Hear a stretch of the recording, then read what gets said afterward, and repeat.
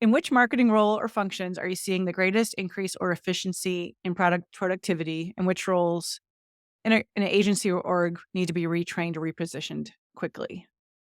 Yeah, I mean, the early ones we're certainly seeing would be writing, coding, anywhere where development is done. I think anything within the creative functions, so certainly like graphic design is going to see massive efficiency gains.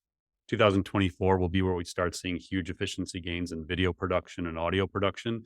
So when you think about like the five main categories of generative AI that we talk about, it's text, image, video, audio, code.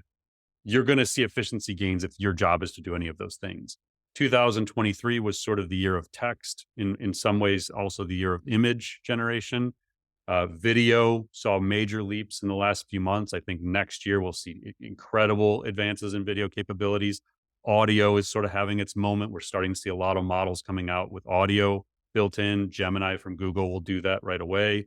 And then coding is probably actually the first. Like we've been seeing advancements in coding over the last couple of years with like GitHub Copilot and Replit and things like that. So yeah, I mean, there really isn't going to be an area of marketing that isn't touched. But if you do any of those generative AI categories, it will affect you and drive efficiencies. So, what are some things we could be doing to reskill ourselves to fill some of those gaps so we stay relevant? You gotta, yeah, obviously, like whatever training you can get, but you have to experiment with them. So, if you're an Adobe user, I was talking to a company the other day who, is Adobe Firefly. They have it and they do a ton of creative. And it's like, okay, like get training on it. Like, don't just have the tools, like have people go through and build experimentation, share what they're learning. And so I think it's really more formalizing not only the training of the tools, but the sharing across teams of what works, because these things aren't like traditional software. You're going to find these really nuanced ways to get more value or a higher quality output from the system.